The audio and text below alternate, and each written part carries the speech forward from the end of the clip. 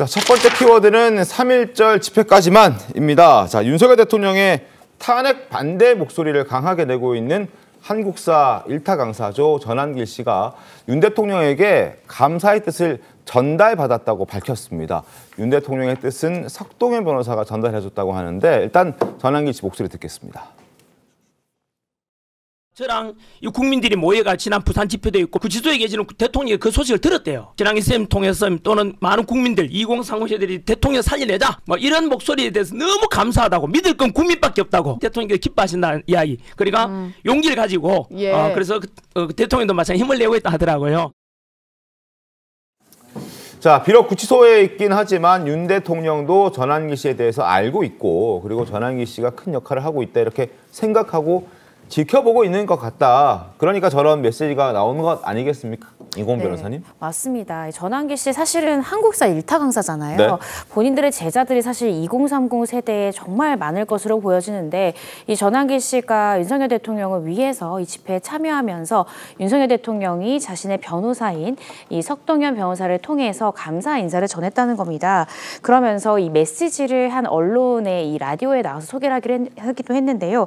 나를 통해서 2030 포함해서 많은 국민이 이 대통령 살리자는 목소리를 내놓게 된 것에 대해서 윤석열 대통령이 감사하다라는 뜻을 표명했다라고 밝혔습니다.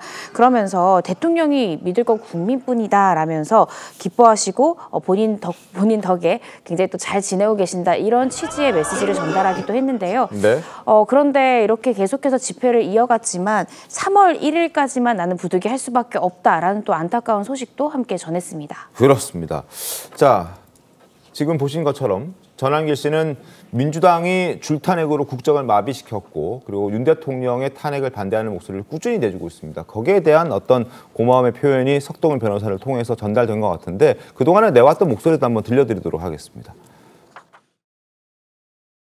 대통령도 탄핵, 국무총리도 탄핵, 결국은 뭐 최상목 대행도 또 탄핵. 이러다가 결국은 국가 공무원까지도 탄핵 내려갈 것 같다는 느낌이 들고 어떻게 하면 윤석열 대통령에 대해서 탄핵 복귀시키고 한 목소리 낼 수 있을까에 대해서 뭔가 필요하다 해서 만들어진 게 국민변호인단 그 만들어졌고 저와 같은 마음이라면 기꺼이 가입했으면 좋겠어요.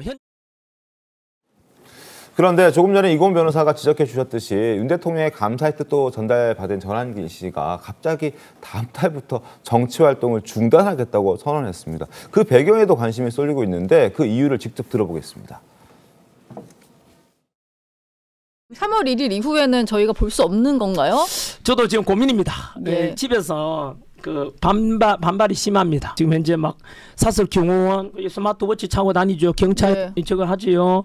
또 뭐 폭탄 테러 이런 이야기도 많이 있으니까 당연히 불안하죠. 기존처럼 조용히 돈 잘 벌고 존경받고 인기 많던 남편인데 갑자기 지금 막 이런 거에 대해서 불안하죠. 이번 주말이 동대구역에서 이번 주말, 다음 주말이 광주, 그 다음 주가 대전, 그 마지막 주자 3월 첫째 3.1절 날이 서울이거든요. 국민 여러분, 우리 그 집사람 아내 좀 설득해 주십시오.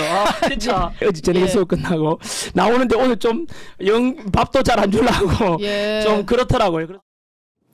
네, 이 변호사님 지금 이 가족들 반대가 극심해서 더는 못할 것 같다 이런 얘기한 거거든요. 그렇습니다. 뭐 확정적으로라기보다는 아내가 극렬하게 반대를 해주는 고민 중이다라고 이야기를 했는데요. 아내 얘기는 남편 없죠.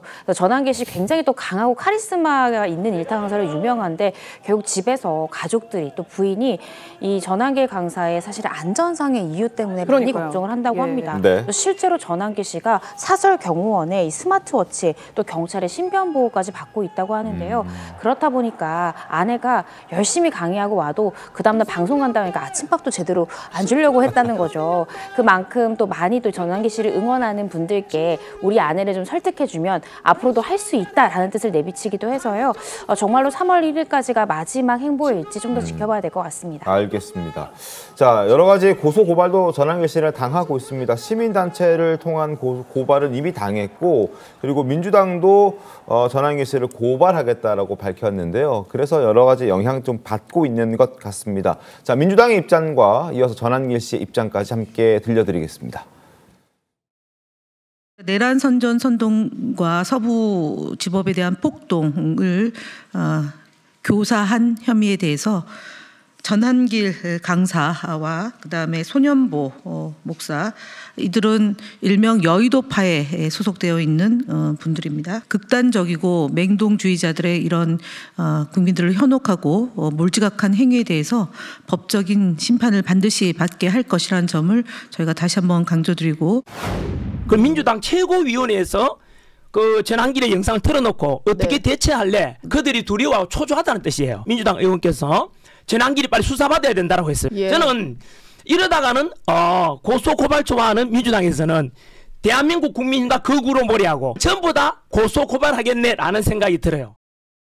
이 변호사님, 지금 이 민주당에서는 내란 선동 혐의로 이제 고발을 하겠다 이런 입장인 건데 가능한 건가요?